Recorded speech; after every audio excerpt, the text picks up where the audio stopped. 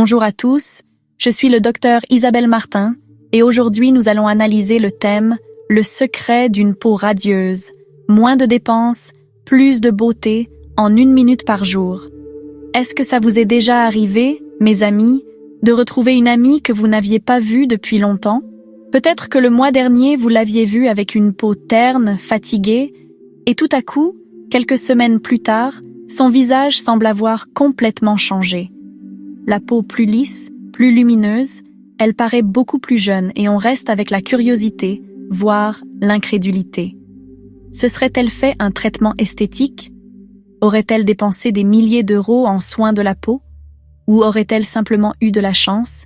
Mais quand on lui pose la question, la réponse nous surprend. Elle n'est pas allée au spa, elle ne s'est rien fait injecter, elle n'a pas utilisé de cosmétiques chers, elle a seulement consacré 1 minute chaque jour à la maison avec des choses qui semblent ne rien valoir. Ça paraît incroyable, n'est-ce pas? Mais c'est la vérité que je veux partager aujourd'hui avec vous toutes, qui avez consacré toute une vie à prendre soin de votre famille, de vos enfants, des autres, et qui commencez maintenant à penser un peu plus à vous-même. Je suis Isabelle, une dermatologue qui a consacré plus de 40 ans aux soins de la peau humaine. Au cours de ces 4 décennies, en portant la blouse blanche, en touchant directement des dizaines de milliers de peaux différentes, je me suis rendu compte d'une vérité très simple que beaucoup de gens oublient. La peau ne s'améliore pas avec de l'argent. La peau ne s'améliore que quand on la comprend et qu'on en prend soin correctement. Peut-être que beaucoup d'entre vous hochent la tête quand elles entendent ça. Vous allez dans un centre commercial, vous prenez un pot de crème dans la main, vous regardez le prix et vous êtes surprise. Vous le comparez immédiatement au prix des aliments, des courses au supermarché, des dépenses du foyer, et vous le reposez. Peut-être que vos enfants ou vos petits-enfants vous offrent une crème chère et vous l'appréciez tellement que vous n'osez pas l'utiliser. Vous la gardez au frigo à côté du jambon Serrano, en attendant une occasion spéciale pour en mettre juste un petit peu sur la main, vous ajoutez même de l'eau pour qu'elle dure plus longtemps. Vous avez vécu toute votre vie en faisant des économies, mais avec la peau, cette façon de penser est parfois contre-productive. Les cosmétiques qui ne sont pas utilisés au bon moment, c'est comme garder un plat délicieux jusqu'à ce qu'il se gâte. Aujourd'hui, je ne suis pas là pour vous vendre un produit. Je ne vais pas non plus vous dire d'acheter quelque chose de cher. Au contraire, je veux vous aider à comprendre un principe très basique. Une fois que vous l'aurez compris, vous verrez que prendre soin de sa peau n'est plus un luxe, mais quelque chose de très quotidien, très proche et très facile à faire. Ça ne demande qu'un peu de patience et 1 minute par jour. Mais je dois vous prévenir de quelque chose. Dans les dernières minutes de la vidéo d'aujourd'hui, je vais partager un secret que je ne révèle normalement pas facilement. Une façon de prendre soin de la zone délicate autour des yeux à la maison, pratiquement sans coût, mais avec une efficacité qui surprendra beaucoup de gens. C'est quelque chose que je réserve seulement à celles qui restent vraiment jusqu'à la fin, qui écoutent du début à la fin, comme un signe de remerciement pour leur confiance. Avant de commencer, je vous demande une petite faveur. Si vous avez déjà pensé qu'il vous plairait d'avoir une dermatologue qui vous comprend, qui vous parle comme si elle faisait partie de la famille, qui vous guide avec affection sans rien demander en retour, s'il vous plaît, mettez un pouce bleu sur cette vidéo. Et si vous voulez que je continue à partager des connaissances comme celle-ci, des choses que je ne dis normalement qu'en consultation, abonnez-vous à ma chaîne.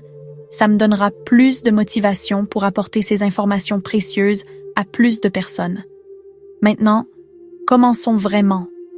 Avant de parler de ce qu'il faut appliquer ou utiliser, je veux que vous compreniez ce qu'il y a de plus important concernant votre peau. Si vous ignorez ça, même si les cosmétiques que vous utilisez sont très chers, la peau aura du mal à s'améliorer. Avant de discuter de ce qu'il faut mettre ou étaler, je veux que vous mettiez de côté tous ces pots de crème et flacons de sérum, parce que si vous ne comprenez pas la cause profonde de la détérioration de votre peau, tout ce que vous mettrez dessus, ce sera comme arroser les feuilles au lieu des racines. Ça semblera hydrater un moment, mais très vite, ça redeviendra sec. Beaucoup d'entre vous pensent que les rides sont dues à l'âge, à la génétique, à la nature. Je ne nie pas que l'âge joue un rôle, mais en plus de 40 ans de profession, j'ai vu des personnes du même âge, même avec les mêmes conditions de vie, dont les peaux sont complètement différentes. Donc le problème ne vient pas seulement de l'âge. Le principal responsable du fait que la peau vieillisse rapidement, devienne terne et se ride, se résume en réalité à un mot très simple, la sécheresse. La peau souffre d'une sécheresse prolongée. Quand nous sommes jeunes, notre peau est comme une éponge neuve. Vous la mettez dans l'eau et elle s'imbibe, elle devient gorgée et juteuse. Mais à mesure que nous vieillissons, cette éponge durcit, sa capacité à retenir l'eau diminue et la couche protectrice naturelle externe s'amincit aussi. L'eau qui entre s'évapore rapidement, ce qui donne une peau qui est toujours déshydratée. Même si vous avez l'impression de mettre de la crème régulièrement, je dis en plaisantant à mes patientes, la peau d'une personne âgée, c'est comme un champ abandonné depuis longtemps. La terre est craquelée et sèche. Si on ne fait que vaporiser un peu d'eau en surface, l'eau s'évaporera très vite. Mais si on sait amener l'eau en profondeur et ensuite couvrir pour que l'eau ne s'échappe pas, la terre va peu à peu s'assouplir et redevenir fertile et spongieuse. Il se passe la même chose avec la peau. Quand la peau manque d'eau, que se passe-t-il? D'abord, la peau paraît grisâtre, sans vie. Ensuite commencent à apparaître de petites rides fines, surtout autour des yeux et aux commissures de la bouche. Après, la peau devient plus sensible, plus sujette aux irritations, aux démangeaisons et à la desquamation. Beaucoup de patientes se plaignent que maintenant tout les gratte quand elles l'appliquent. C'est un signe que la barrière protectrice de la peau s'est beaucoup affaiblie. À ce moment-là, si on ne fait que chercher une crème plus chère, plus épaisse et plus grasse à appliquer, c'est comme mettre une grosse couverture sur une personne qui a soif. De l'extérieur, elle est couverte, mais à l'intérieur, elle reste déshydratée. La peau ne reçoit pas assez d'eau dès le départ, donc plus on en met, plus elle se sent lourde, et il peut même apparaître de petits boutons. Par conséquent, le principe le plus important à retenir est que le soin de la peau ne consiste pas à faire briller la peau immédiatement, mais à faire en sorte que la peau ait assez d'eau et puisse la retenir à long terme. Quand la peau est bien hydratée, naturellement elle paraîtra plus lisse, plus lumineuse, et les rides sembleront beaucoup moins profondes, sans besoin d'aucune magie. Dans la section suivante, je vais vous montrer la première et la plus importante façon d'apporter de l'eau dans la peau, de manière sûre, économique et adaptée à la peau mature. Si vous faites ça correctement, vous aurez déjà parcouru plus de la moitié du chemin. Maintenant, passons à la première étape, des deux plus importantes dans le soin de la peau mature. Je vous le répète pour que vous vous en souveniez bien. 1. Apporter de l'eau dans la peau. 2. Retenir l'eau dans la peau. Si on ne fait qu'une des deux, la peau ne s'améliorera pas à long terme. Dans cette partie, je vais parler de comment apporter de l'eau dans la peau. Ça semble simple, mais c'est le point où beaucoup de gens se trompent, pas par manque d'argent, mais par manque d'information. Beaucoup pensent que pour hydrater, il faut utiliser des sérums chers, ces petits flacons qui coûtent des centaines d'euros. Mais la vérité, c'est que ce dont notre peau a le plus besoin pour retenir l'eau se trouve dans l'armoire à pharmacie de la maison, à un prix si bas que beaucoup n'y croiront pas. Les larmes artificielles en monodose. En entendant ça, certaines vont peut-être être surprises. « Docteur, c'est pour les yeux. Comment je vais me mettre ça sur le visage ?» Je comprends ce sentiment, mais calmez-vous, on ne parle pas pour ne rien dire. On parle en se basant sur les ingrédients. Allez tout de suite chercher une boîte de larmes artificielles à la maison. Retournez-la et regardez l'arrière. Si vous voyez les mots acide hyaluronique ou hyaluronate de sodium, félicitations. C'est exactement ce qui manque à votre peau. L'acide hyaluronique est une substance qui a une grande capacité à retenir l'eau. Une seule molécule peut retenir des centaines de fois son propre poids en eau. Dans le monde de l'esthétique, on fait ce qu'on appelle les injections de luminosité, les injections hydratantes, les injections d'eau pour la peau. Chaque injection de ce type coûte au moins quelques centaines d'euros, voire 1000. Mais l'essence de ces injections, la partie la plus importante qui retient l'eau, c'est précisément ce groupe de substances. La seule différence, c'est que nous, on ne se l'injecte pas, mais on l'utilise d'une manière beaucoup plus douce, sûre et économique. Cependant, à ce stade, je dois m'arrêter et souligner quelque chose d'extrêmement important. Les larmes artificielles sont bonnes, mais les utiliser incorrectement peut être contre-productif. Retenez bien les 3 règles suivantes. Première règle. Quand on ouvre l'emballage de larmes artificielles, la première et la deuxième goutte ne s'utilisent en aucun cas, on les jette. Même si ça vous fait mal au cœur, il faut les jeter parce qu'en rompant le seau, de petites particules de plastique peuvent tomber dans la solution et ne sont pas visibles à l'œil nu. Les autorités sanitaires ont très clairement averti à ce sujet. Si on les utilise pour le soin de la peau, on doit être encore plus prudente. Deuxième règle, même si c'est un produit très doux, la peau de chaque personne est différente. Avant de l'appliquer sur le visage, testez une petite goutte derrière l'oreille ou à l'intérieur du poignet et attendez environ 10 minutes. Si ça ne pique pas et n'irrite pas, alors utilisez-le sur le visage. Un peu de prudence assure la tranquillité à long terme. Troisième règle, utilisez seulement des larmes artificielles en emballage monodose. N'achetez jamais les grands flacons pour faire des économies. Ceux-là contiennent des conservateurs qui, même s'ils sont acceptables pour les yeux, ne conviennent pas à une application fréquente sur la peau du visage, surtout sur la peau mature. Le mode d'emploi est très simple. Après vous être lavé le visage, quand la peau est encore légèrement humide, mettez 1 ou 2 gouttes dans la main et appliquez-les doucement sur les zones les plus sèches du visage. Yeux, joues, sillon nasogénien. Il n'est pas nécessaire de frotter fort.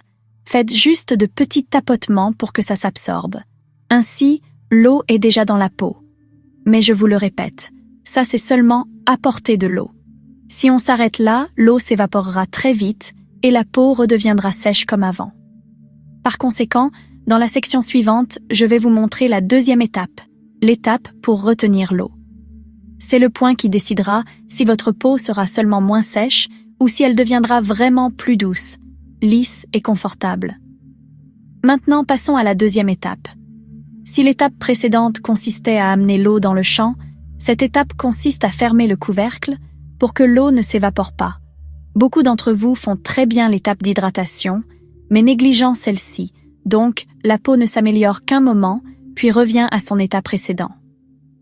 Retenir l'eau dans la peau ne veut pas dire appliquer des couches plus épaisses, surtout sur la peau mature. Appliquer de manière incorrecte peut même rendre la peau lourde et inconfortable. L'important ici, c'est de restaurer la barrière protectrice de la peau. Quand cette barrière se renforce, la peau apprend à retenir l'eau toute seule, sans dépendre de trop de cosmétiques. À la pharmacie, il y a un petit tube à un prix très abordable que beaucoup de gens achètent pour les enfants, mais peu pensent à l'utiliser pour la peau mature du visage. Il s'agit de Bepanthen.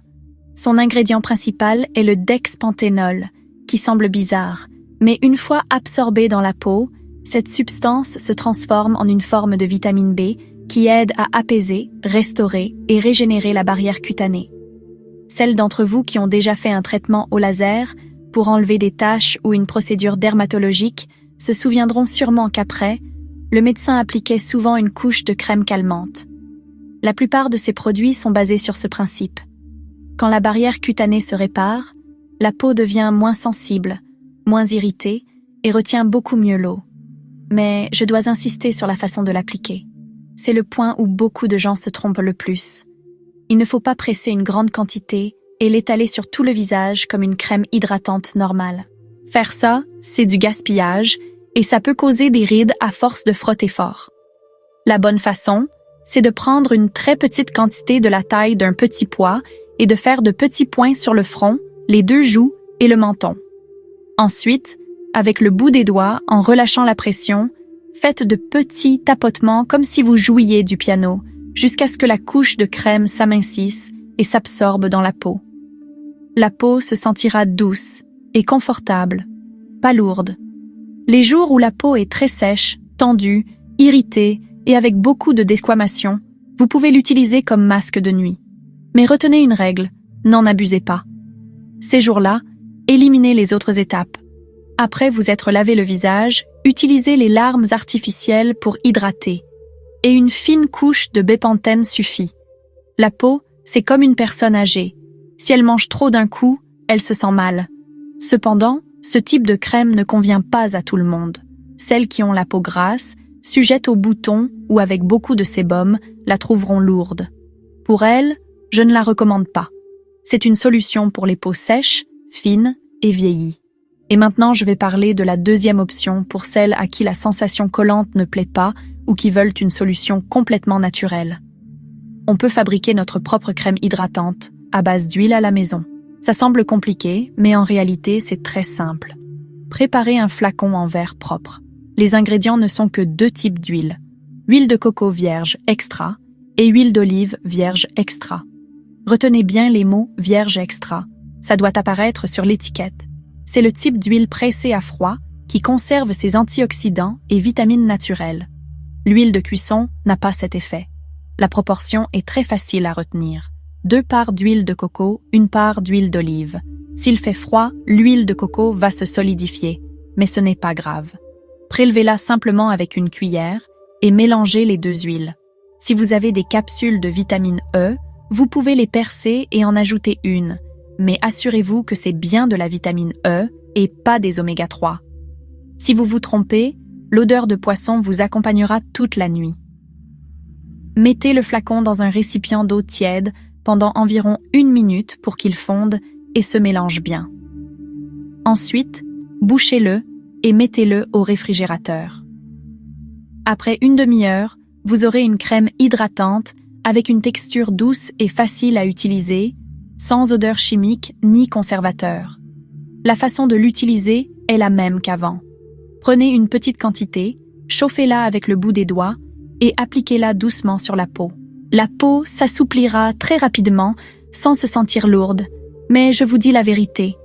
Aussi bien qu'on l'applique, s'il n'y a pas de circulation, la peau restera sujette au gonflement et à la terne. C'est pourquoi, immédiatement après l'application, consacrez seulement 3 minutes de plus à faire un mouvement simple. Utilisez les doigts pour masser doucement la zone autour des oreilles, puis faites glisser doucement des oreilles vers le cou et la clavicule. Faites-le lentement, doucement et uniformément. Le but est d'aider à drainer le liquide stagnant. La peau paraîtra plus définie et lumineuse, très visible. Dans la dernière partie, je vous apprendrai comment nettoyer la peau sans détruire la barrière protectrice qu'on vient de construire. Je répondrai aux questions les plus fréquentes et, le plus important, comment maintenir la peau stable à long terme et pas seulement belle pendant quelques jours. Arrivés à ce point, beaucoup d'entre vous penseront qu'elles ont déjà fait suffisamment, qu'elles ont hydraté, qu'elles ont retenu l'hydratation, mais en réalité, il y a encore une étape qui, si elle est mal faite, tout l'effort précédent partira à l'eau, le nettoyage de la peau. Beaucoup d'entre vous prennent très bien soin de leur peau le soir, mais ruinent tout par une habitude apparemment anodine. Utilisez des nettoyants visage très moussants ou des huiles démaquillantes chimiques tous les jours. Est-ce que vous l'avez déjà remarqué? Après le nettoyage, la peau est vraiment propre, mais la sensation de tiraillement et de sécheresse persiste. C'est parce que la couche protectrice naturelle de la peau a été enlevée en même temps que la saleté. Les produits de nettoyage très moussants utilisent en réalité des tensioactifs synthétiques. Dit simplement, ce sont des cousins du liquide vaisselle. Ils n'enlèvent pas seulement le maquillage, mais emportent aussi la couche de gras naturel dont la peau a besoin pour se protéger. Plus la peau est âgée, plus cette couche de gras est précieuse. Une fois perdue, elle est très difficile à récupérer. Par conséquent, si vous vous maquillez ou utilisez une crème solaire, la façon la plus douce de nettoyer est d'utiliser de l'huile de coco vierge extra. Il suffit d'une demi-cuillère à café, chauffez-la dans la paume de la main et appliquez-la doucement sur la peau sèche sans besoin d'eau. Massez doucement pour que le maquillage se dissolve. Ensuite, retirez avec un coton ou une serviette douce. Enfin, rincez à l'eau claire ou avec un nettoyant visage très doux qui ne fait pas beaucoup de mousse. La peau restera propre, mais sans sensation de sécheresse. Et le matin, c'est le point le plus difficile, parce qu'il est très dur d'abandonner une habitude de dizaines d'années. Mais je vous dis la vérité, pour la peau mature, le matin il suffit d'eau. La nuit, la peau s'est régénérée toute seule. Il n'y a pas beaucoup de saleté ni de sueur. Utiliser un nettoyant visage le matin ne fait que fatiguer davantage la peau. Celles qui arrivent à faire ça remarquent une amélioration significative de leur peau après quelques semaines. Maintenant, je vais répondre rapidement aux 3 questions que j'entends le plus en consultation. Première question. Il m'apparaît souvent de petites boules blanches autour des yeux. Est-ce que je peux utiliser des huiles ou du bépantène? La réponse est non. C'est un signe que la peau ne tolère pas trop de gras. Dans ces cas-là, il faut seulement se concentrer sur une hydratation douce et ne pas trop sceller. Deuxième question, je ne supporte pas l'odeur de l'huile de coco. Je la trouve un peu sucrée et ça me donne mal à la tête. Pas de problème. Dans ce cas, vous pouvez la remplacer par de l'huile de jojoba qui a une odeur très douce, une structure similaire au sébum naturel de la peau, elle s'absorbe rapidement et est moins gênante. Troisième question, combien de temps je peux conserver la crème d'huile maison? Si on y ajoute de la vitamine E et qu'on la garde au frigo, elle est sûre pendant environ 1 mois. Passé ce délai, même s'il en reste, il faut la jeter. Sur le visage, on ne doit utiliser que des produits frais et récents. L'excédent peut être appliqué sur les talons ou les coudes. Ne le regrettez pas. Avant de terminer, je veux vous dire quelque chose du plus profond de mon cœur. Les rides sur le visage ne sont pas un défaut. Ce sont les traces d'une vie d'effort à élever des enfants, à prendre soin de la famille, à supporter et à se sacrifier. Il n'y a rien dont il faut avoir honte. Mais si aujourd'hui, vous choisissez de vous occuper un peu plus de vous aimer un peu plus, ce n'est pas non plus de l'égoïsme, c'est vous valoriser vous-même. Ce soir, après vous être lavé le visage, placez-vous devant le miroir, appliquez une fine couche d'hydratant, regardez-vous dans les yeux et murmurez une phrase « J'ai beaucoup travaillé. Aujourd'hui, je suis belle à ma manière. » Quand le cœur s'allège, le visage s'adoucit aussi. Je l'ai vu chez beaucoup de patientes au fil des décennies. Merci d'être resté patiemment jusqu'à la dernière minute. Je continuerai à partager des façons de vivre de manière saine, légère, économique et efficace dans de futures occasions sur ma chaîne. Je vous souhaite à toutes de bien dormir cette nuit et que votre peau se repose tranquillement.